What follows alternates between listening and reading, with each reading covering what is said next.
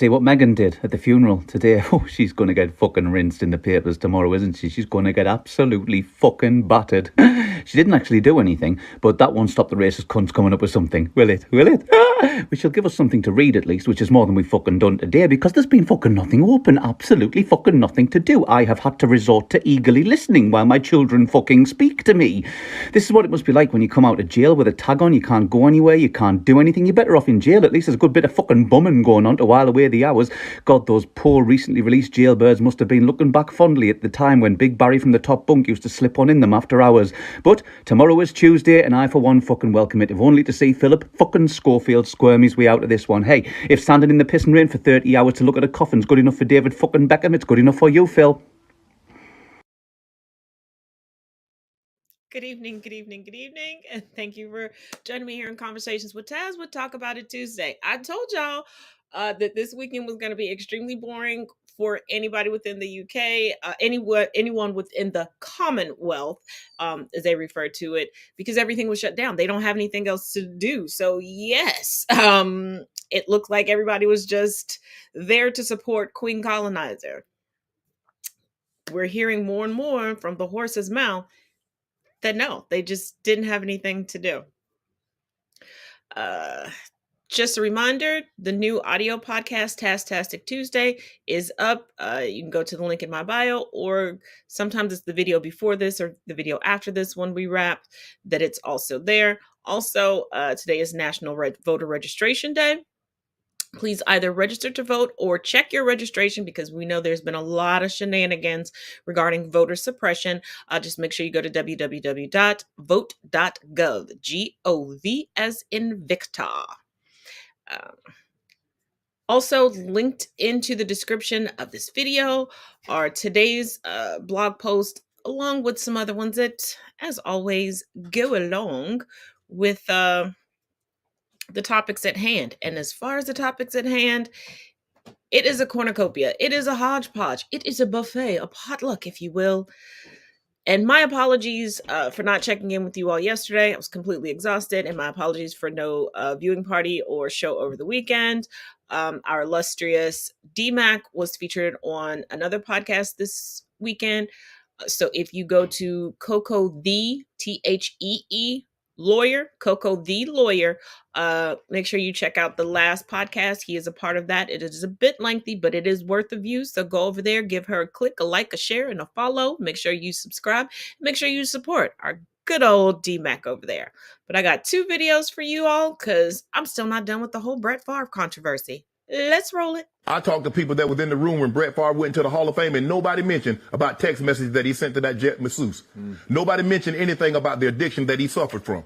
But yet T.O., they brought up everything. Can you imagine if T.O. would have had an incidents like Brett Favre off the field? T.O. still to this day right now would not be in the Hall of Fame. Yet they walked right past it like Brett Favre did nothing. That is true. I give you that. The problem that I have with this situation, you got to be a sorry mofo to steal from the lowest. Mississippi is the poorest state in our country. It is. Its citizens. So if they're the poorest state, Brett Favre is taken from the underserved. You made $100+ million in the NFL. This is what we know. Scared when black and brown people do fraud the government, they hell bent. You get an EBT card, or you get WIC, or you get stuff like that, boy, they move heaven and earth to try to put you in jail for $400 little measly dollars. Fact. Now this man done took $1 million, and they sitting around like, well, you know, it happened, and we'll see, and they're gonna get more money and do it all over again. The biggest criminals, the people that steal the most, look like that. But he's been a sleazeball. He's been shady for a very, very long time.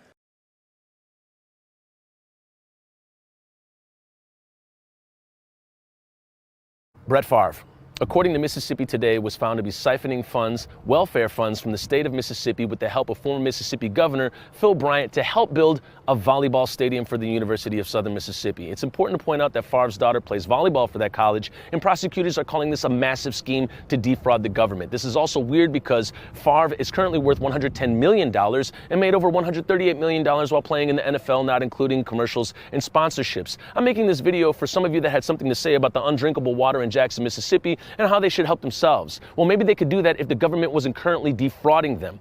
The median annual income for Jackson, Mississippi is $40,000. So if they should help themselves, maybe the volleyball team at Southern Mississippi should do the same and not be taking funds from those that it's designated for in exigent circumstances with undrinkable water that the state created in the first place.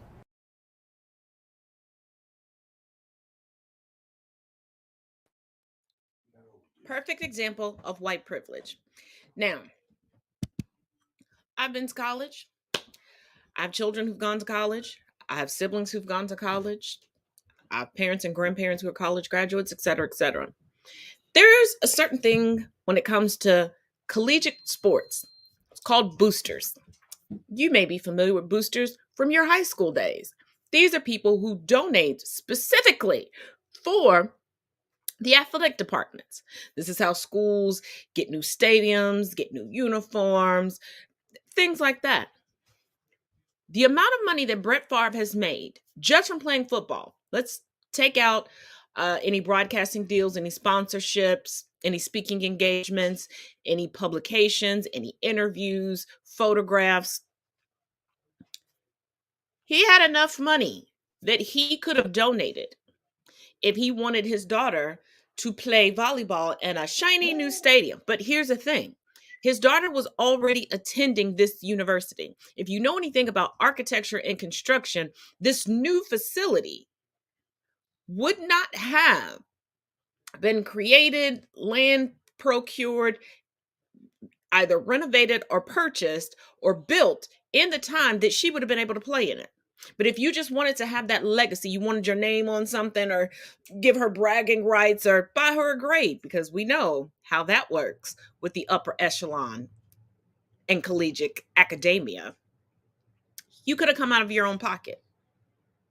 When are y'all going to learn that within the United States, especially, they drill into you that socialism is bad, getting assistance is bad, when that is all the wealthy does?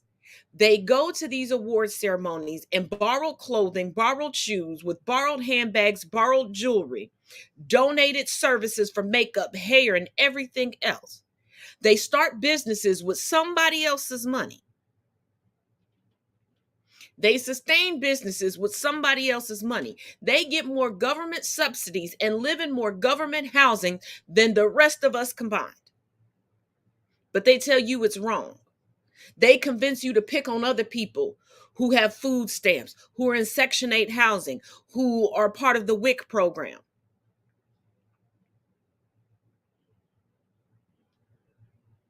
But all the while, this is what they're doing. And what is even more despicable, and I'm glad that it was brought up, if Brett Favre was a black man, one, he would have never been at that table to have those numbers, to talk to those people, to even convince them to do anything illicit. Number two, the NFL has blackballed so many black players, coaches, GMs, for standing up for their own rights, own dignity, etc., because there's still some lawsuits on the horizon. I haven't forgotten about that, about coaches being passed over for positions or being replaced with mediocre white men. But nobody talks about how despicable these white people are.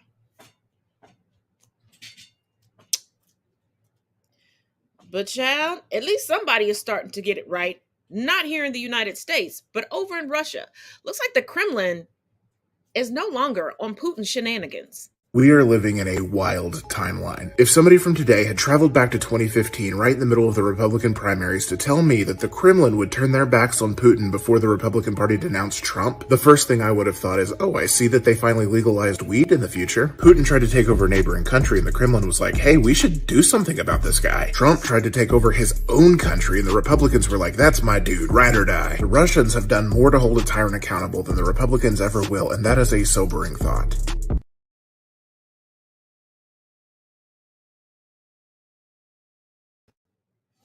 Now let's rewind the clock just a little bit. Putin has gone from photoshopping himself in videos to places to make it seem like he was just as manly and as patriotic as the Ukrainian president. He's lied. He's utilized Trump as a full-fledged puppet, etc., etc. The Kremlin is like, enough is enough. Especially with the wake of Queen Colonizer dying. We're not getting invited to parties. We can't go to the play dates. We got to get rid of you. Like, enough is enough. And Boris Yeltsin has died. Is this really the legacy that we want? I mean, Russia, you still haven't recovered from your originating secret police and what y'all did to some people that you later called Soviet martyrs, but you set them up for death. We'll get into that next Monday because that coincides with the Espionage Act of 1917. And we'll dig into the Soviet arc. Now, going from Putin, one of Trump's idols, let's take a look at the Ultra MAGA platform when it comes to media. Get comfortable. Get you a snack. You're going to need it.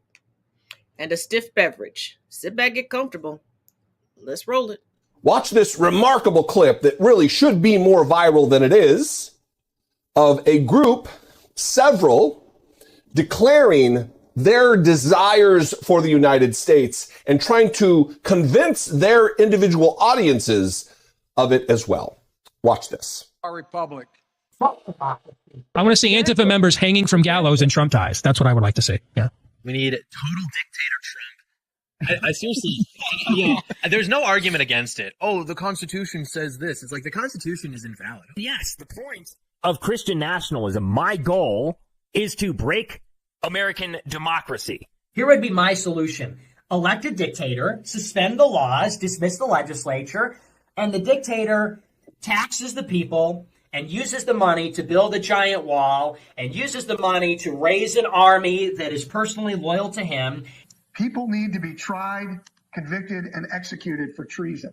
The greatest example of love is to kill those traitors so others learn never to do it. We need to hold people for treason, start having some public hearings, and start executing people who are found guilty for their treasonous acts against the Constitution of the United States of America, just like they did back in 1776.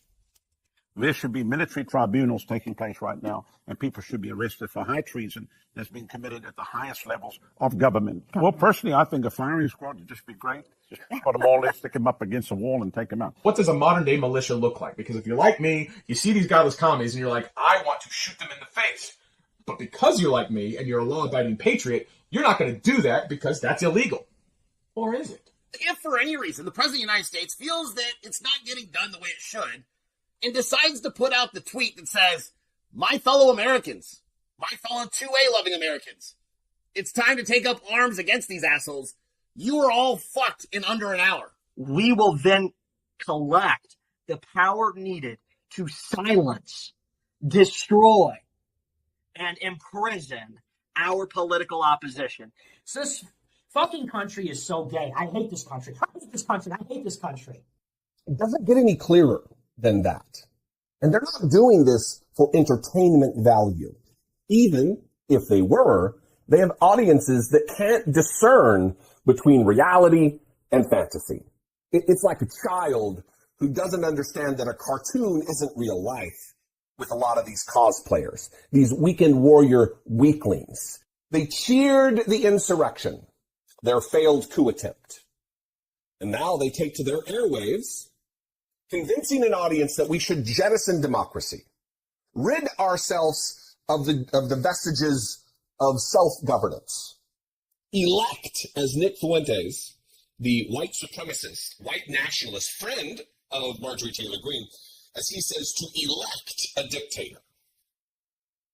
This is where we are in America. The battle lines are being drawn. Metaphoric at this point, but if they have their way, they will be literal. That is why, at this point, elections are maybe our last hope of saving this country. Share this video with someone who's on the fence, who doesn't really buy that there are extremists in our midst.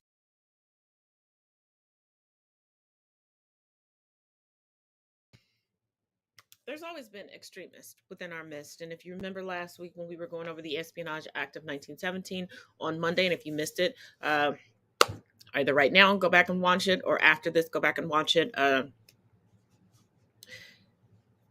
United States is unique in how it looks at patriotism.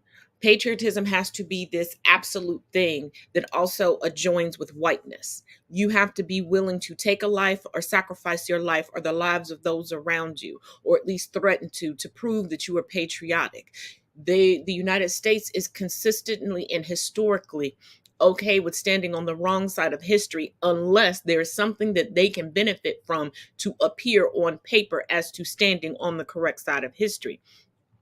A lot of the heroes and people that they say, oh, these are the founding fathers, these are our forefathers, they did this, and they did it because they understood legacy. They understood the whitewashing of things and how to manipulate things. Like, we will never know what George Washington actually looked like because he had every portrait of himself manipulated.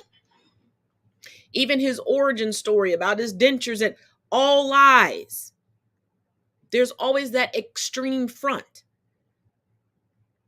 We keep repeating history and the extremities of this history because it refuses to be addressed fully, wholeheartedly, and taught. And that's the problem.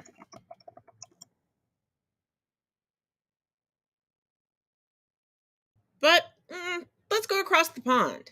There's a weird, I wouldn't say weird stipulation, but not the best idea regarding a stipulation in regards to transport for Queen Colonizer's funeral. Let's take a look. Voila la partie.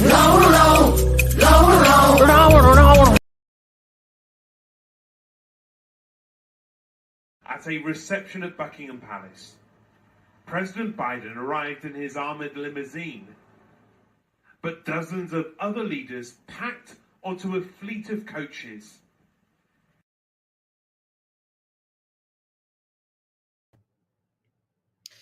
Now, if you all recall, 2 days before Lizzie ended up in a box, she had to, for pomp and circumstance, take on the resignation of the previous prime minister and welcome in the current prime minister. They had to fly separately because she was off in Scotland, because they cannot be transported at the same time because somebody could take them out. Security measures makes good sense.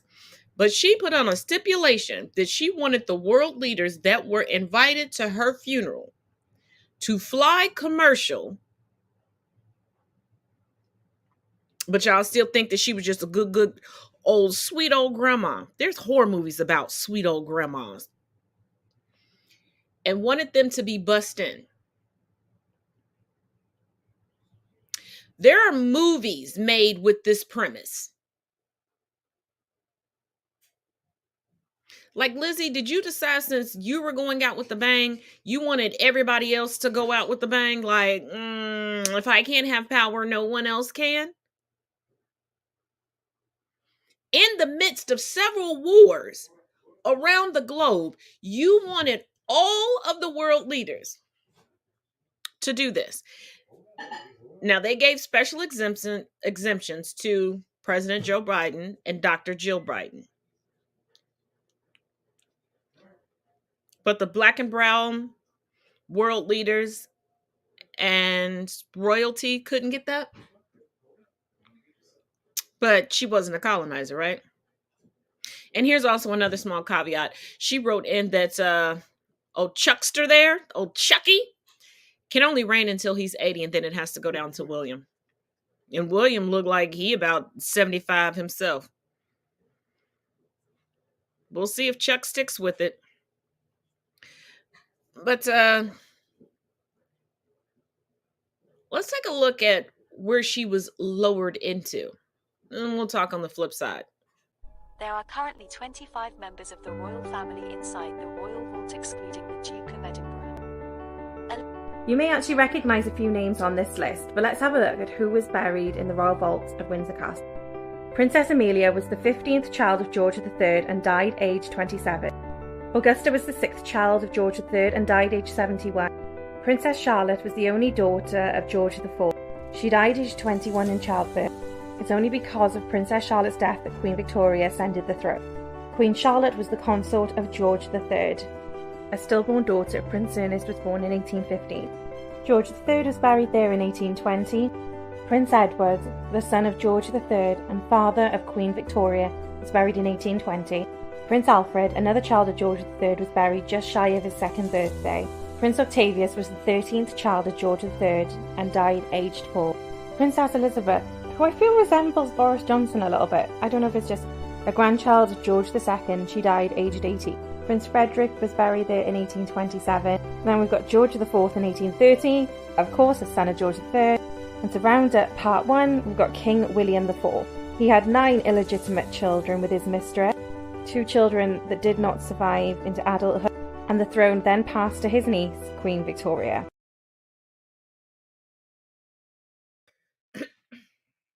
Now, outside of them being raised to just be void of emotion and just be vicious, vindictive, petty people, for all of you saying they shouldn't be called colonizers, they blah, blah, blah, whatever, okay, their crown jewels are nothing but the spoils of their colonization. And let's not pretend as if they're not riddled with colonization and racism to this day. But you notice that there's no cemetery for their loved ones or even the people that they claim love them so much to go and visit them at. I don't know if you watched the funeral, but there's certain things that they're buried with. They don't want anyone desecrating their graves as they desecrated the graves of others.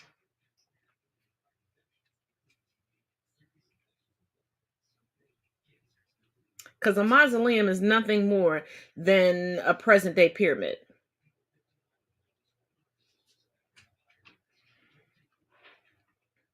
They colonized the final resting places of so many people's ancestors, but they don't want theirs done.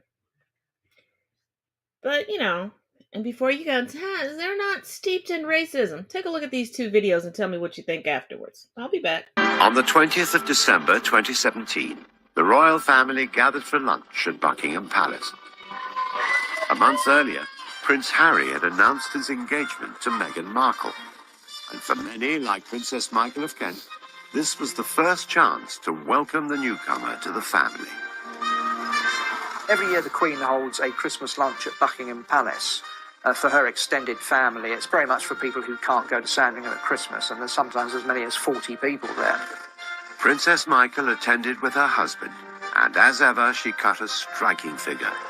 But it was an accessory that prompted the headlines on that day. Princess Michael of Kent arrives and is photographed in a blackamoor brooch. It's basically a brooch of a black person, and she's wearing it in the presence of Meghan Markle. Blackamoors are sculptures, often made from ebony. Prominent in the 17th and 18th centuries, they portray African men and are seen as romanticizing the treatment of slaves. The image of the blackamoor has lots of racial negative connotations. The exotic wild man, the man who is closer to being an animal than to being a human being. That's what the blackamoor represents. The choice of brooch could not have been more inappropriate. You have Prince Harry, who has told the press to lay off, to stop with these racist, undertones. And the next thing you know, a member of his own family comes to lunch and is wearing this brooch. I'm not sure if Princess Michael of Kent stopped for even 2 seconds to ask herself why exactly she chose to wear a blackamoor brooch on the day that she was meeting Meghan Markle, who's half African American. Maybe she thought there was a compliment, or she was like connecting Meghan Markle with some sort of story of blackness in her own mind. If so, she was deeply misguided in that. My guess is that she chose that brooch quite without thinking. Probably just thought, oh, that'll look good on this coat. I don't think for a minute she would do something deliberate like that. Nevertheless, social media was awash with criticism, and the Duchess of Sussex is said to have been offended. Once again, Princess Michael was making headlines for all the wrong reasons. But on this occasion, she issued a statement saying that she was very sorry that her wearing the brooch had caused such offence. So on this occasion, she gave a deep apology and said how ashamed she was and that she had never intended to be hurtful by wearing this piece of jewelry.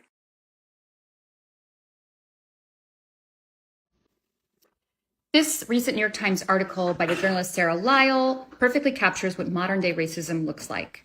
In the opening sentence, which I'll show in the next clip, Lyle describes the mourners' walk that William, Kate, Harry, and Meghan partook in outside Windsor Castle to honor Queen Elizabeth's death. I'll read it here. All Meghan Markle did was put on a somber outfit and a sympathetic expression and walk around in public with 3 other people for 45 minutes. This scene, the mourners' walk, has become the touch point from which a massive amount of criticism has been heaped on Meghan Markle. From the type of dress she's wearing to the way she's interacting with the crowd. Believe me when I say that no stone has been left unturned with regards to how many ways Meghan Markle has been picked apart for this walk. Getting back to the opening sentence, the simplicity is important. What the writer is pointing out is that this mourners' walk is like a Rorschach test. It's essentially a shapeless black splotch, or in Meghan's case, an objectively harmless act, upon which a person can project and reveal their own innermost thoughts, such as an unconscious bias, or to put it more plainly, their emotional baggage. That emotional baggage, it's called racism. A woman of color engaging in a harmless act, a mourner's walk, becomes a subject of debate, ridicule, and criticism. What is the real offense here? It is my belief that the real offense is not that Meghan has extreme wealth and privilege. It's that she's married into wealth and privilege, something white people have been doing since time immemorial. The subtext becomes, how dare she not have to work for her money and fame? Who does she think she is? A white person? It is this type of offense that causes people like Bethany Frankel, one of Markle's biggest critics, to use a language of what I refer to as business bro speak, or BBS, to degrade and berate her, saying things like she can fuck up a wet dream and she's playing checkers, not chess. All cliches that, might I remind Frankel, is the language of men developed out of a desire to oppress all women, which she has now adopted to oppress a woman of color. For Bethany, that a woman of color can simply marry into wealth and privilege threatens everything she understands about white neo-capitalism. This is my terminology. I don't know if it's already been used before, but I'm just making it up. Which says that while we all have to work hard, this is the modern part, we all have to work hard, but don't worry, people of color will still have to work harder than everybody else, which ensures that the hierarchy remains exactly the same, keeping white women in a better financial bracket than women of color. So that's the modern day racism, okay? In the first video, the amount of excuses they give white women, especially white female royals. Princess Michael has 2 black hogs that are infamously named Serena and Venus. She did it on purpose. She knew exactly what she's doing. There's no way she looked at this piece of jewelry and was like, oh, I'm going to use this to bond with this woman. No, she didn't. She doesn't care about the press that she gets. As we discussed last week, she most notably at a restaurant in New York City told people to go back to the country that they came from, that they didn't belong there. She's a racist. And as long as you let racists slide and you make excuses for them, we are bound to be in a Groundhog Day of racism. But this weekend also showed us a prime example of parents being jealous of their children and the pettiness that some parents at great lengths will go to. Let's take a look at these two videos. HRH Prince Harry, the highest-ranked military man, has told he couldn't wear his uniform. How that backfired, they look like his bodyguards. Ain't got nothing to do with you. That's a damn pop. That's a damn pop. That's a damn pop.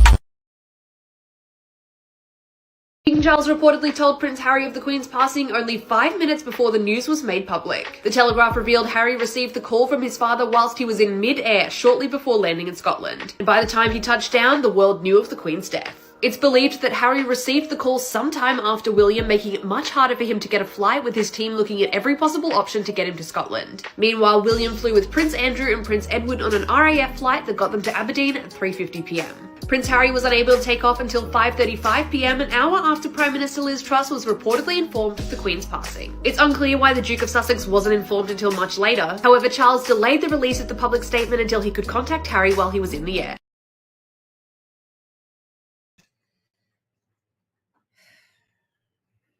Coming from AOL.com. Meghan Markle and Prince Harry uninvited to Sunday's reception at Buckingham Palace.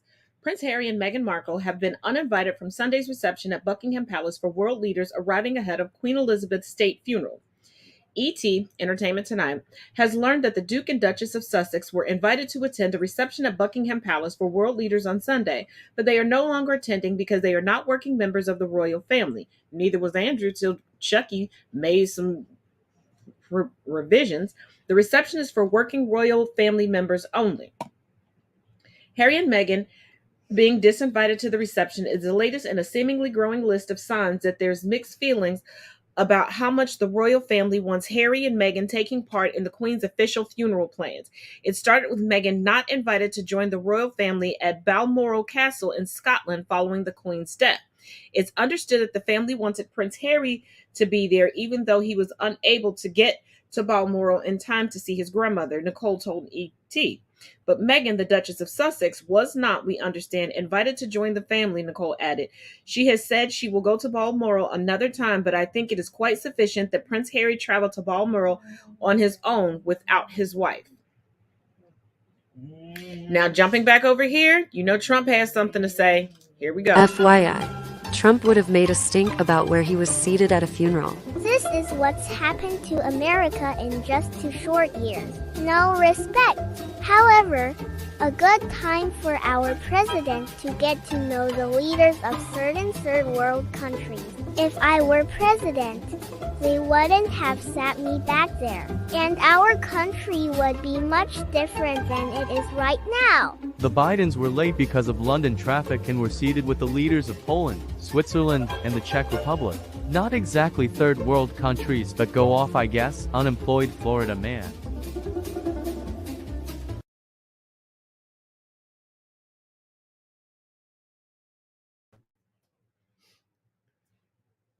He is a consummate toddler. It is a funeral, not a popularity contest, a funeral. The placement at the funeral is not as important as you would think when it comes to other world leaders. The placement of people at any funeral is imperative when it comes to the immediate family. Outside of the immediate family, it really doesn't matter where you sit, because you're not there for the focus to be on you.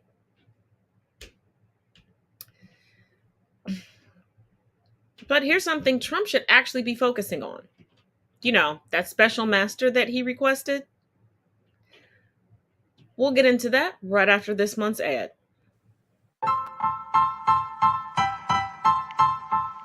Style. Style is the answer to everything. A fresh way to approach a dull or dangerous thing. To do a dangerous thing with style is what I call art.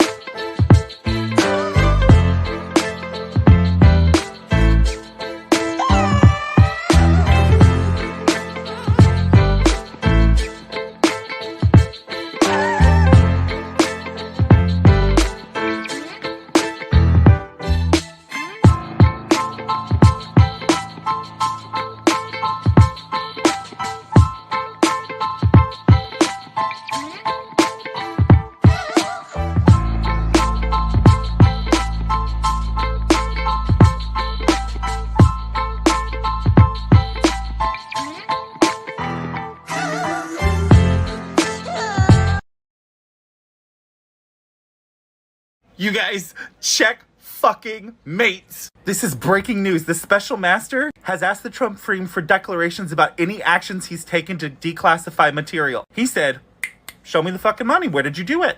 The Trump team doesn't want to do it because it could be a defense to any criminal charges. Oh, check fucking mate. Breaking news to report to you in connection with the fight over the documents seized at Mar-a-Lago. Donald Trump's legal team has been asked by the special master before they have a hearing tomorrow to identify exactly which of the documents, remember there's 100+ documents that have been deemed to be classified, which of the documents he has declassified. That was a request made by the new special master saying, look, before this hearing, let us know which ones you're saying were declassified. In a filing tonight, it appears that President Trump's team is resisting that request. We've talked here on the show a number of times about the fact that his lawyers don't seem willing to say that the documents were declassified, even though the former president has said that publicly. And Judge Aileen Cannon, remember, appointed Raymond Dearie as the special master to review the documents that were seized, and the motion filed by the Trump team basically says, we respectfully submit that the time and place for affidavits or declarations would be, they say in connection with a Rule 41 motion, meaning later, Trump's lawyers said, referencing a draft plan shared among the parties. Quote, otherwise, the special master process will have forced the plaintiff, Trump, to fully and specifically disclose a defense to the merits of any subsequent indictment without such a requirement being evident in the district court's order. So basically, what the Trump team is saying is to the special master, we're not going to answer your questions absent a order from the district court.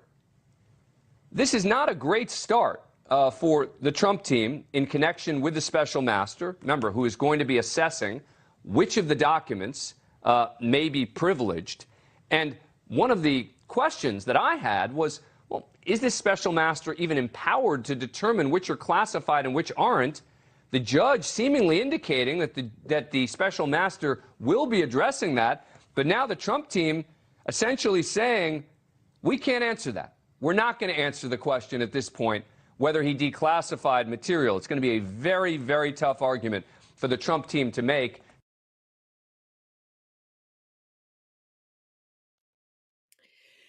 Excuse me. And coming from Politico.com, special master to Trump's lawyers, you can't have your cake and eat it. The senior federal judge tasked with reviewing the material seized by the FBI from Donald Trump's Mar-a-Lago estate sharply questioned the former president's attorneys Tuesday during their first hearing in his courtroom. Judge Raymond Dearie repeatedly challenged Trump's lawyers for refusing to back up the former president's claims that he declassified the highly sensitive national security-related records discovered in his residence at Mar-a-Lago, a golf resort and national landmark, not a residence.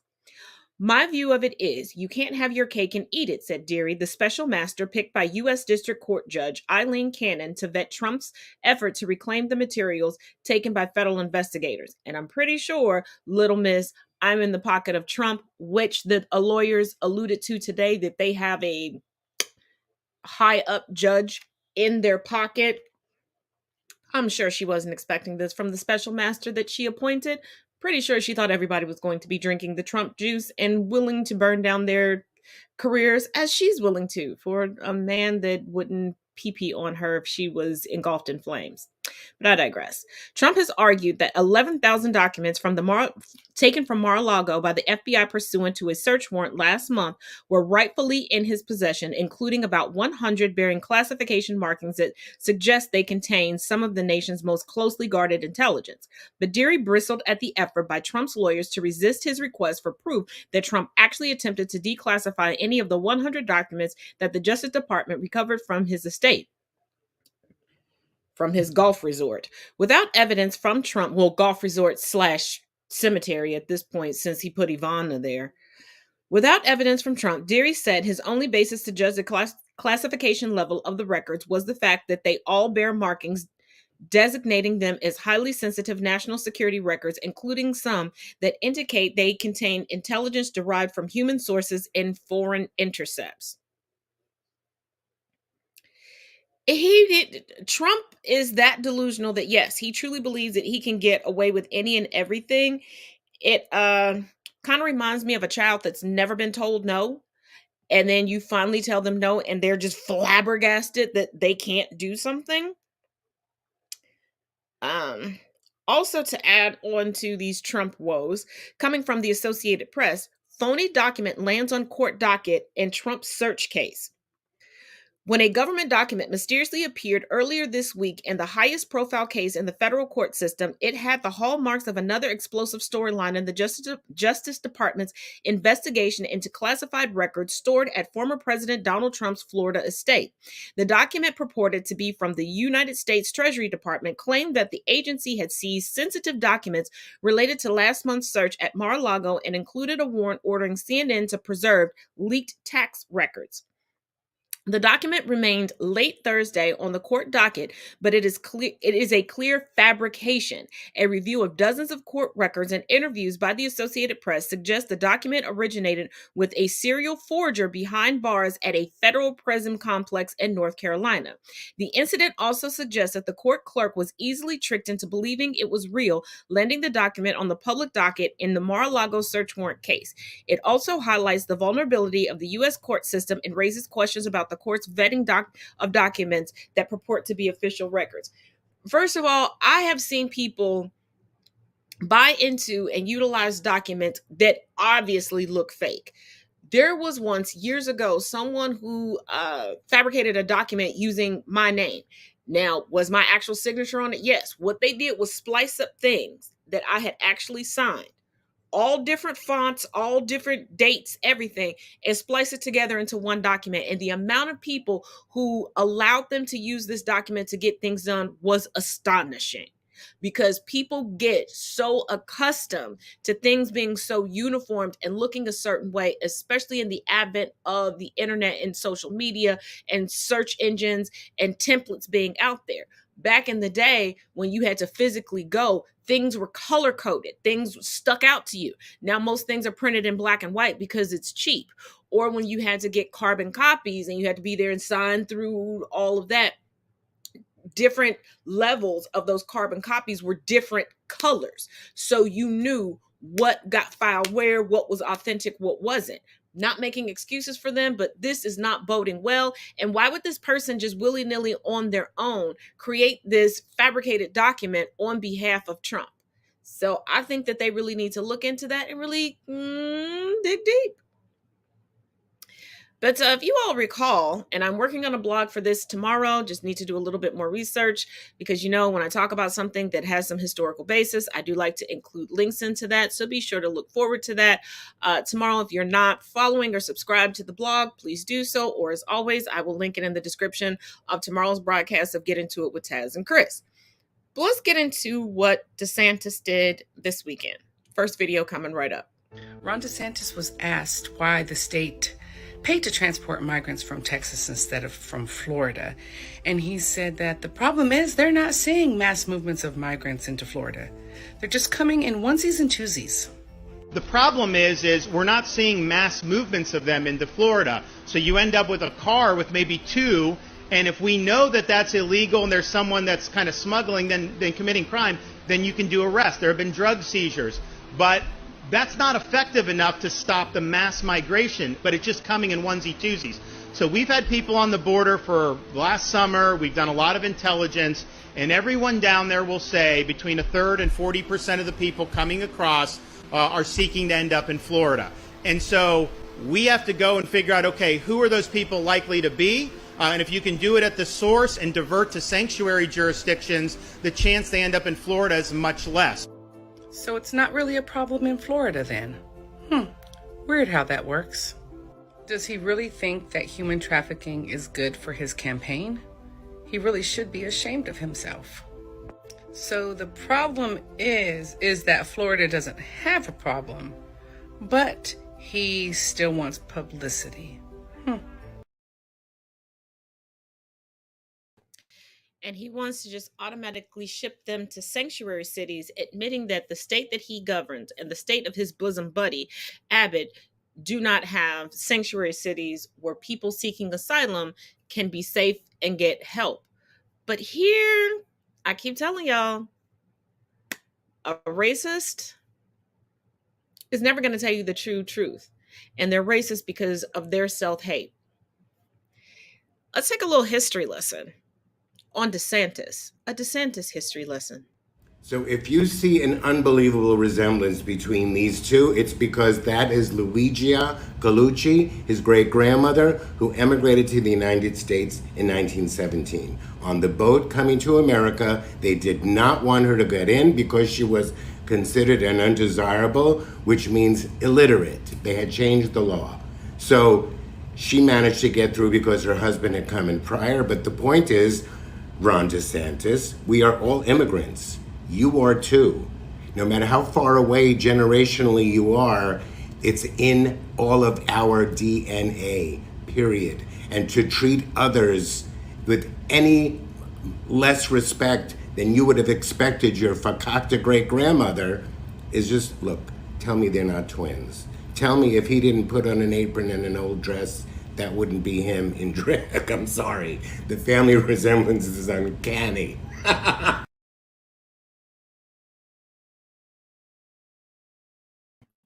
And you know the most ironic part? Like I said, next Monday we're going to talk about the Soviet Ark. But the Soviet Ark was used to deport people that were targeted by government officials on the local, state, and federal level to have them deported because they thought that these people who wanted equity and didn't believe in just a straightforward democracy with no socialism, etc., were the enemy.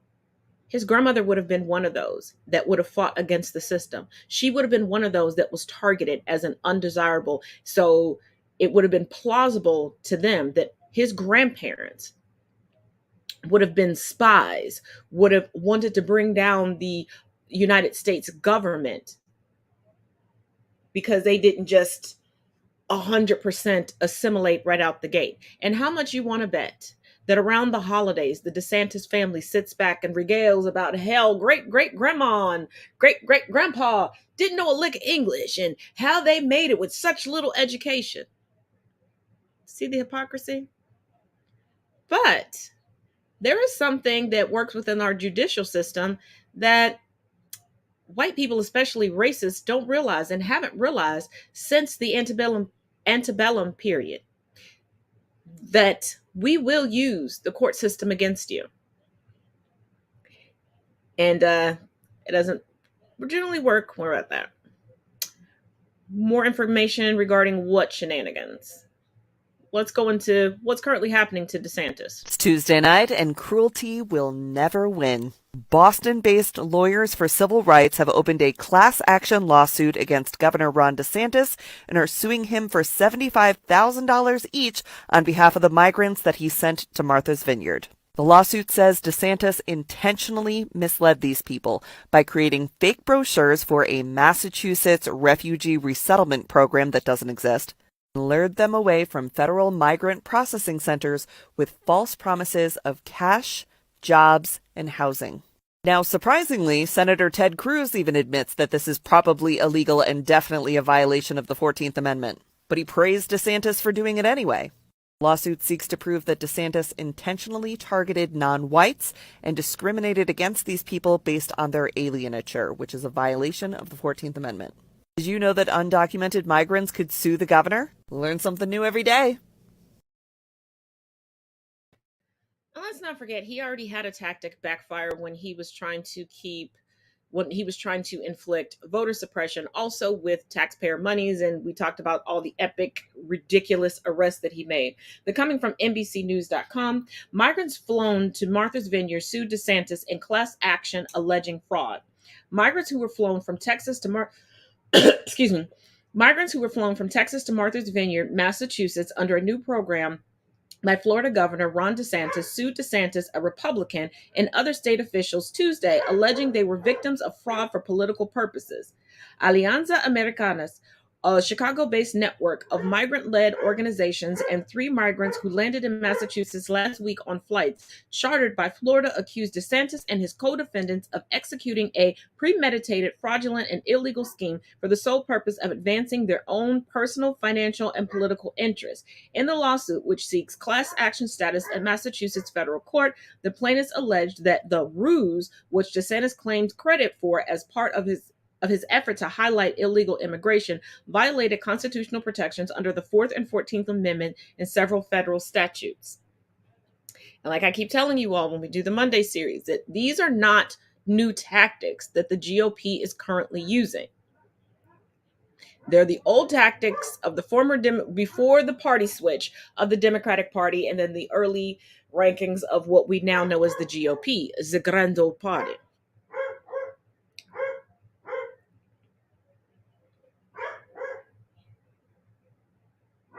But y'all, taking a break from politics, if you remember the bling bling bishop, baby, he's at it again. There's 3 videos I'm going to show you, and we're going to come back and talk about it. Have you and I had a conversation prior to today? No. Did I ask you, or King Jives, I can ask on his behalf, ask you to go and visit?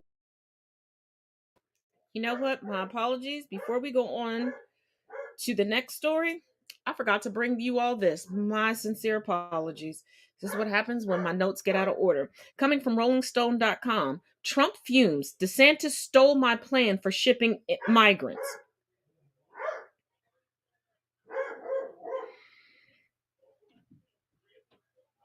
In recent days, Donald Trump has privately voiced his anger over Florida Republican Governor Ron DeSantis sending plane loads of migrants to Martha's Vineyard. Trump's displeasure, however, has nothing to do with moral revulsions at the governor using human beings as unsuspecting pawns for political attack. Instead, Trump is telling allies and confidants he's outraged that DeSantis seems to think he's allowed to steal his ideas. Now let's go into the bling bling bishop. Have you and I had a conversation prior to today? No. Did I ask you, or King Jives, I can ask on his behalf, ask you to go and visit Bishop Lamar Whitehead's church? No, you both did not. Okay, all right. Just want to establish that first. Tell us what happened. Okay. The part that we did not see, that was not in the video, tell us what happened. Yes, and I want to clear some things up. Number one, this is my first, last, and only video interview on this matter, and I have retained legal counsel. Larry and Jives did not send me over there. I am an author, and I am writing a book. And the purpose of my book is I am using case studies for research. And I've been researching various denominations within our community. And the book is about the impact of charismatic leadership within the African American community. And so with that being said, this particular person became sort of an interest during the incident that happened back in July. And this became one of my case studies. Watching it online, I decided I want to go and actually see and be in the atmosphere to get a better idea of how this ministry runs in person. Another lie that is being told is that I was trespassing. I was not trespassing. As anyone knows who's been in church, when you get to the door, there are ushers. They took my temperature with the portable thermometer on my wrist to check my temperature for COVID precautions, smiled very nicely at me, and said, "Okay, let me usher you to your seat." They ushered me to my seat and I sat down. Another lie that I hear within the last few hours is that I apologized. I did not apologize because I was the one that was assaulted. Another lie that I've heard recently is that I charged after his wife. That is a lie. I did not charge after anyone's wife. I came there in peace. The lie that I would charge towards a woman and a baby, I am a mother. I would not do that. This man, who's supposed to be a bishop in the Lord's church, called me up and ushered me up to the front. And once I got up there, I began to speak in my heavenly language. And I don't know what happened, but that's when it went left. I was praying in my heavenly language. And next thing I know, I was being grabbed behind my hair and drug out in the videos that everyone is seeing online. The thing that I want to let everyone know is that there's another narrative going around that I purposely went there to start some type of trouble. I'm not on that type of time. When I was there for the purpose of me receiving content and doing research. I never in my life had a man put his hands on me until Sunday. Wow. And where did it happen? It happened in a church. Well, this is the reason why that I dedicated this platform to give voice to the LGBTQAI plus community and women, particularly Black women and children, whenever I'm discussing any of the only light-skinned girl with blonde hair in Brooklyn, and he is violent because I told him, like, I don't know what her problem is or whatever, but he physically picked me up and put me out of the church because I told him that I was going to slap her.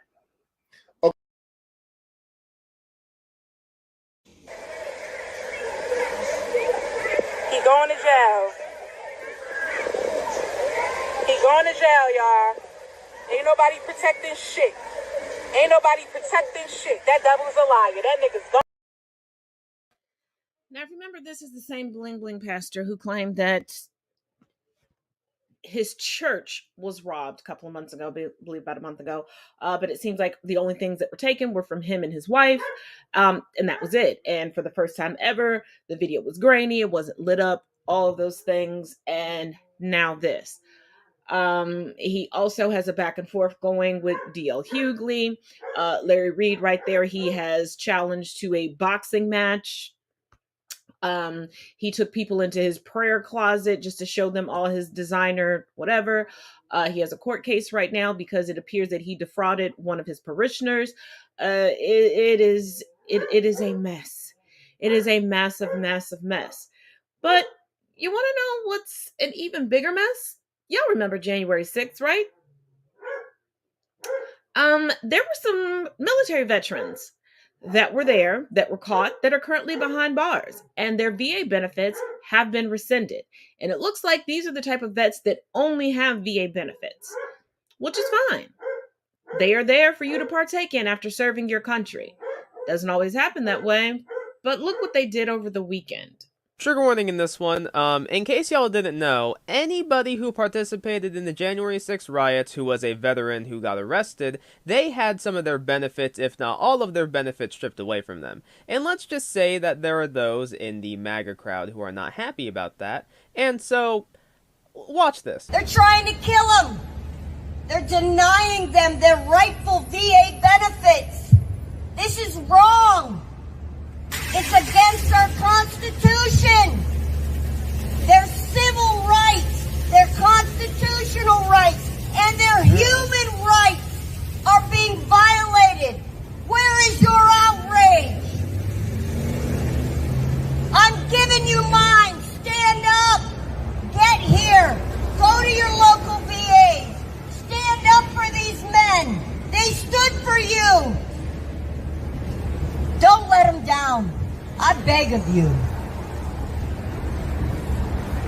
Somebody post my email links for Camp for Vets, please.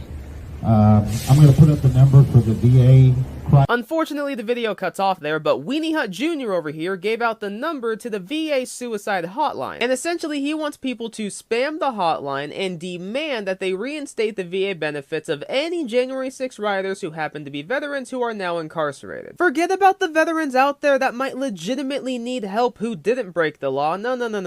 Let's spam this hotline and bitch and moan and demand that they reinstate the benefits of criminals. This week came across my timeline, and the worst case scenario almost happened. Someone, a veteran who needed help, needed someone to talk to, couldn't reach anybody because the hotline was flooded. And if not for their wonderful mother, this individual may have taken their life. But do Trump supporters care? No, because they don't actually think before they act. These people are somehow convinced that nothing bad happened on January 6th. And let me be clear about this, any veteran that participated in the insurrection, they might be a veteran, but they are no patriot, they are a traitor. They are a criminal who attempted a coup, failed, and they deserve to be locked up. Can you imagine being a veteran who was legitimately like in dire need of needing someone to talk to, but you can't reach anybody because the lines are being flooded with Trump supporters? Can you imagine being that person at the beginning of the video who needed someone to talk to and couldn't? I mean, that's just heartbreaking. These people do not give a damn about veterans. They give a damn about the veterans that think like them. All the rest of them, in their eyes, can fuck off. I am incredibly glad that that veteran's mom was there for them, and I hope that anybody who calls this hotline to bitch and complain has their call traced and they get arrested. MAGA activists flooded the VA suicide prevention crisis hotline today, tying up operators with calls demanding reinstatement of VA benefits for J6 prisoners. My husband, a veteran who suffered from PTSD, committed suicide a couple years ago. So this infuriates me. Denying them their rightful VA benefits. This is wrong. It's against our Constitution. Their civil rights, their constitutional rights, and their human rights are being violated. Where is your outrage? I'm giving you mine. Stand up. Get here. Go to your local VAs. Stand up for these men. They stood for you. Don't let them down. I beg of you. Somebody post my email links for Camp for Vets, please. I'm going to put up the number for the VA. Blocking the phone lines, it's obstruction of critical health services to our military veterans. They need to be prosecuted. The people in the video are members of the 1776 Restoration Movement. Bet they call themselves Christian. In a way, it's useful to know what evil intent looks like. Just when you think the bottom can't get any lower. This is just a reminder for those of you that need help. There truly is no bottom to them, is there? What veteran did they prevent from getting help today? This is why I consistently tell you that the GOP is full of talking points. That's it. They will use anything as a banner, as a cloak, to win over the votes of people that want to feel better about themselves, but will not ever educate themselves on what's out there to help them get better. They pander to the people who are okay with blaming other people about their disparities. Also, I would like to ask of you, if you know of any veterans or anybody that is active duty, please reach out to them and make sure that they are okay. I do not see these people stopping these tactics anytime soon, and they will continue to do whatever they can to be selfish. They love to be exclusionary as opposed to inclusionary.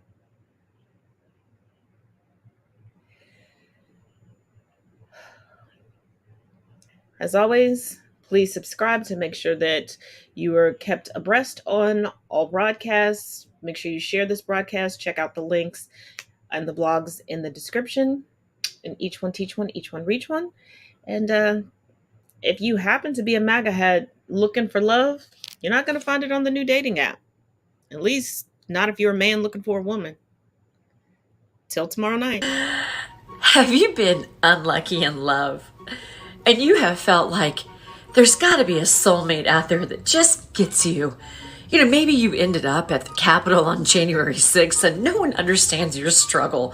Well, I want you to fret no more, because there is now a dating app called The Right Stuff that's geared towards Make America Great Again. Unfortunately, the app is having a difficult time launching because they can't find enough women to sign up. And the women that are signing up are actually liberal trolls. And the app is running into problems because there is already a dating app called The Right Stuff, and these people just stole the name. I'm gonna guess that the people who use this app are probably the same people who graduated from Trump University and ordered Trump steaks. The consensus is women don't like MAGA.